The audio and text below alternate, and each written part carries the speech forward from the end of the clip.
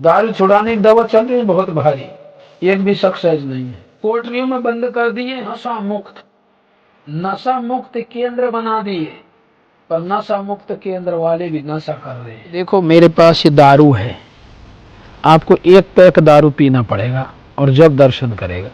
वैश्या बैठी है अंदर और उसके साथ एक रात रहना पड़ेगा, या 1 मिनट के लिए, 1 घंटे के लिए, मानी कोई समय निश्चित नहीं है, और रुकिए आप, और उसके बाद में आप प्रवेश कर सकते हैं। ये लत वाली बात नहीं है, वास्तव में ये कुकर्म है। और जो भी कोई प्रवेश करता है उसको पहले एक हत्या करनी पड़ती है, उसमें से कुछ खाना होता है थोड़ा, और फिर प्रवेश करता है। उसे बांध कर और बड़े भयंकर लोहा, जो गर्म लोहा होता है, वो उसके मुंह में डाला।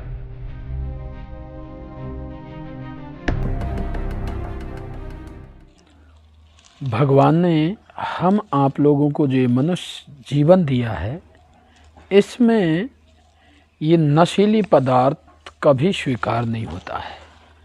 इस नशीले पदार्थ से मतलब हर प्रकार के दुष्कर्म होते हैं, बुरे कर्म होते हैं, हर प्रकार से शरीर का इसमें नाश होता है, हर प्रकार से परिवार का इसमें नाश होता है, मनीष समाज में इसका बहुत बड़ा दुष्प्रभाव पड़ता है। दूसरी बात, जब समाज में दुष्प्रभाव पड़ेगा, दूसरे को हम विघ्न बाधा डालेंगे, जिसको दूसरे को हम गड़बड़ करेंगे, तो निश्चित तो पाप तो लगेगा ही लगेगा। पाप का मतलब है कि यदि किसी दूसरे को यदि कठिनाई दे रहे हैं तो वो पाप है, और यदि किसी को खुशी दे रहे हैं तो पुण्य है, अच्छा कर रहे हैं तो पुण्य है, बुरा कर रहे हैं तो पाप है।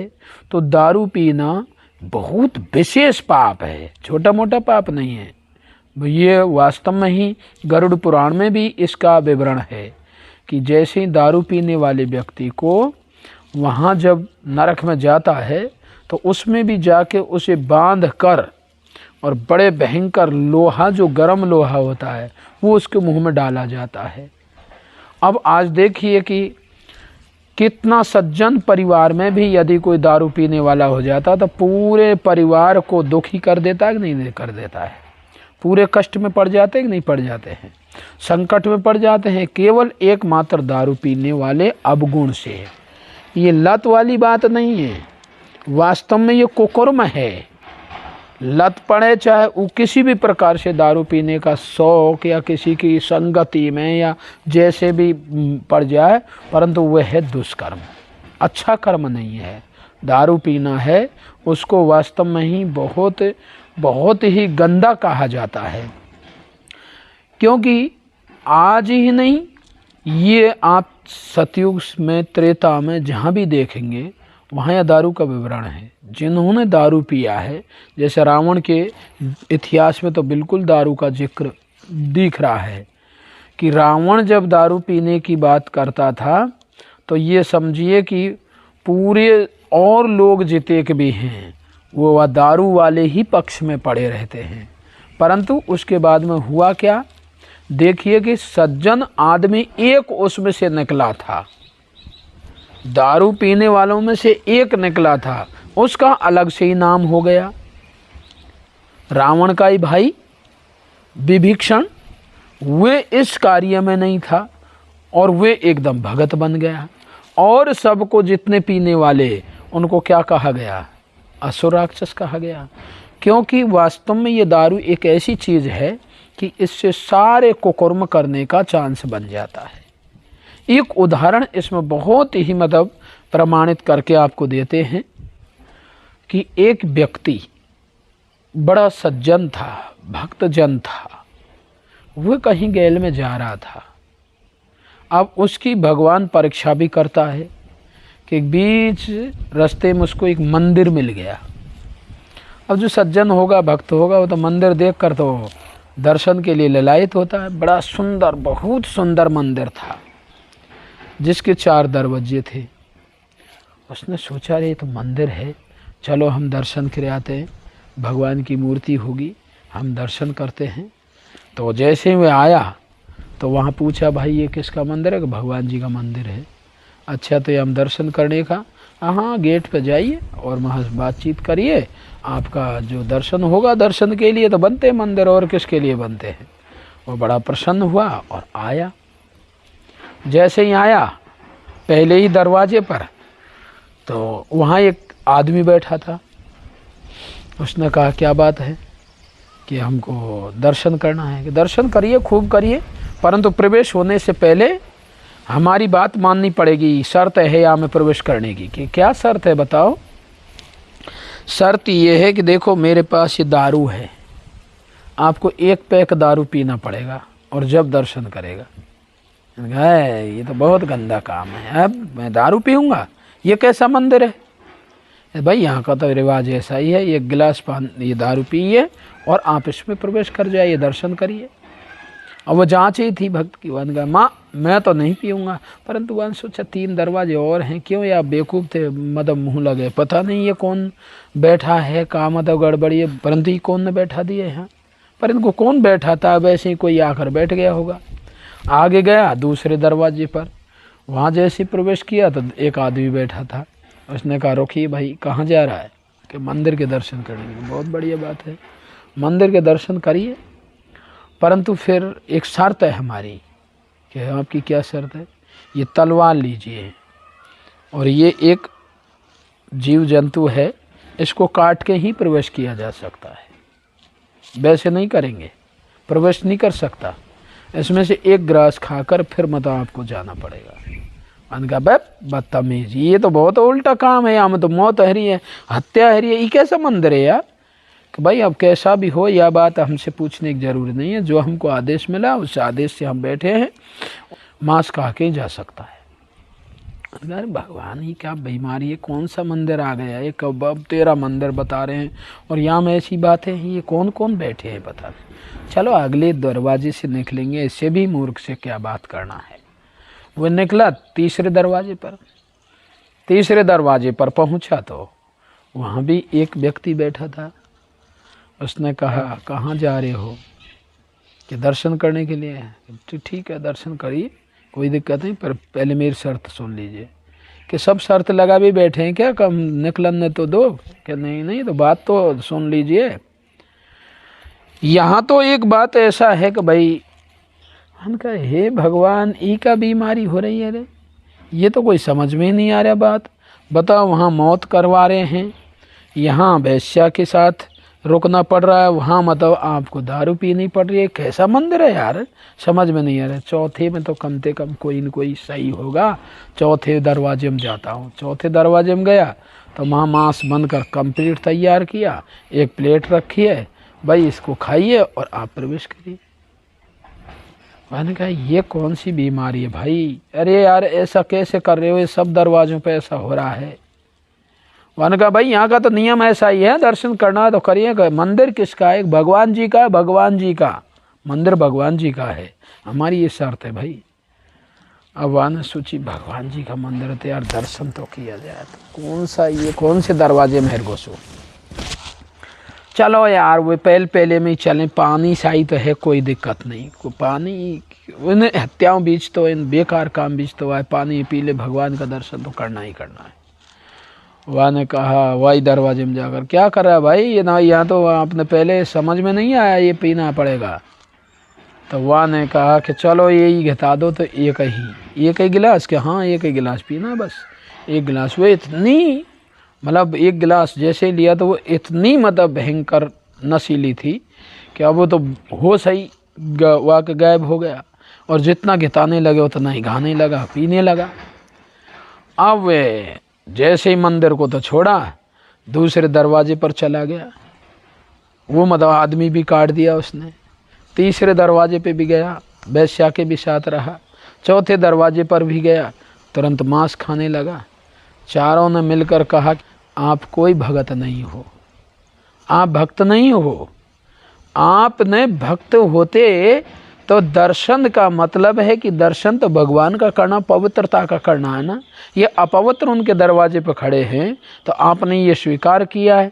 और दर्शन की आपको ललक है, दर्शन की ललक है तो और मंदिर नहीं दिखे कहीं, यही मंदिर के दर्शन करने की ज़रूरत ही। आपने बताओ एक अवगुण को स्वीकार किया, एक अवगुण को तूने समझा कि पानी है, यदि यही मूल अवगुण है, यहाँ से ही सारे अवगुण चालू होते हैं। यदि इसको पी लिया है ना तो आप चारों कार्य करने के लिए तैयार हो गए। तो सबसे मूल में गलती किसकी होती है? दारू की। दारू पिएगा, मदरा पिएगा तो मदरा पीकर बुद्धि का नाश हो जाता है, फिर वो कुछ भी करने के लिए तैयार है। वो कैसा भी किसी सज्जन को गाली बकना या मतलब पिटाई कुटाई करना या खुद पिट कुटना, ये सारे काम दारू से हो जाते हैं।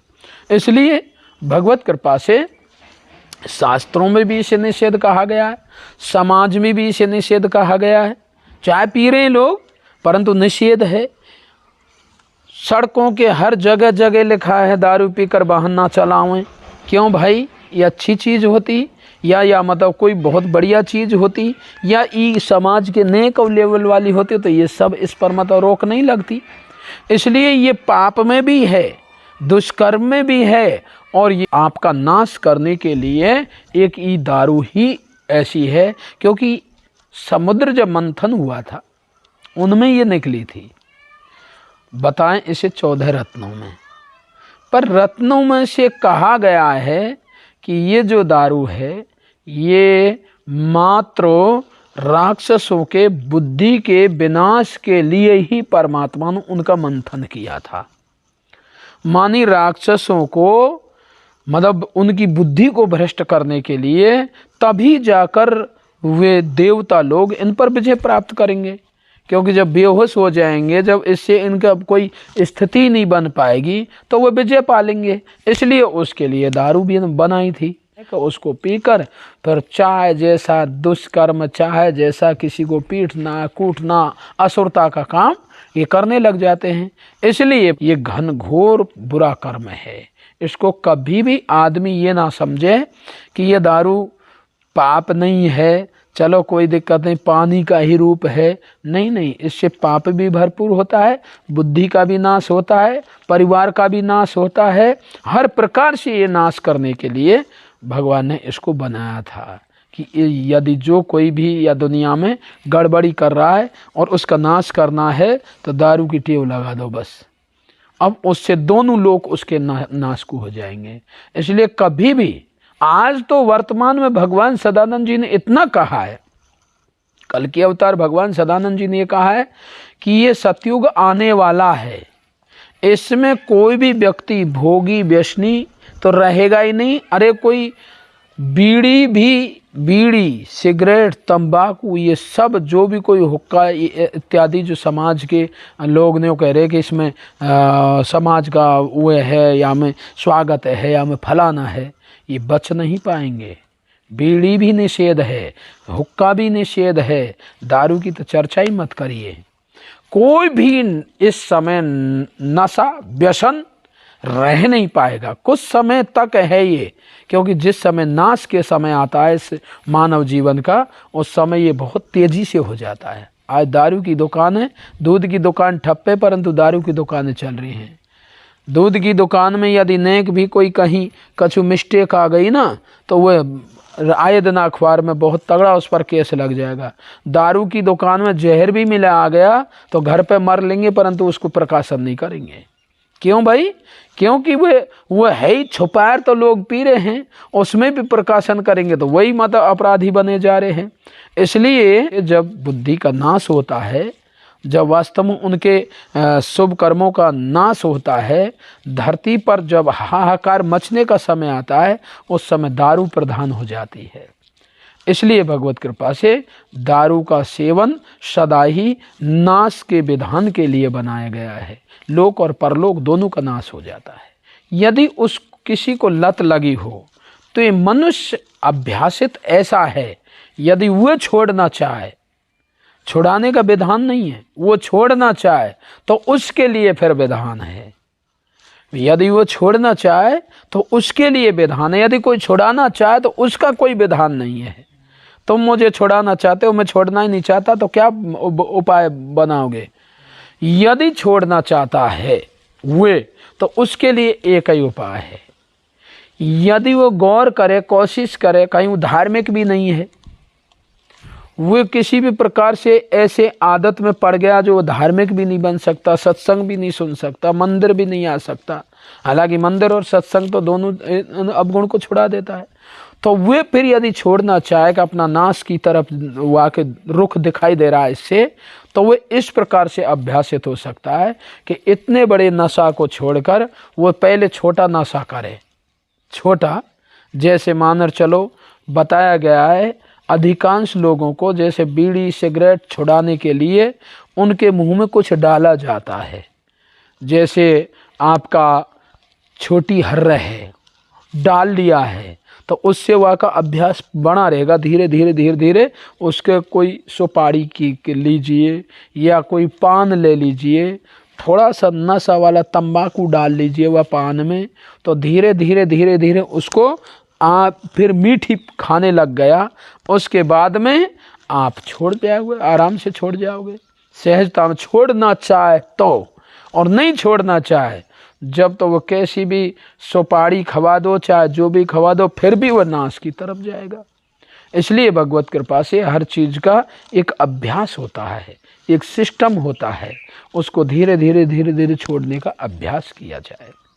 यदि अभ्यास करेगा तो निश्चित है उसमें सफलता मिल जाएगी, परंतु उसकी उसमें जिज्ञासा हो कि मुझे छोड़ना है, उसका दृढ़ संकल्प हो, जब छूट सकती है। जब उसका मन काबू में नहीं है और वे छोड़ना भी नहीं चाहता है तो फिर कोई उसके लिए उपाय नहीं है।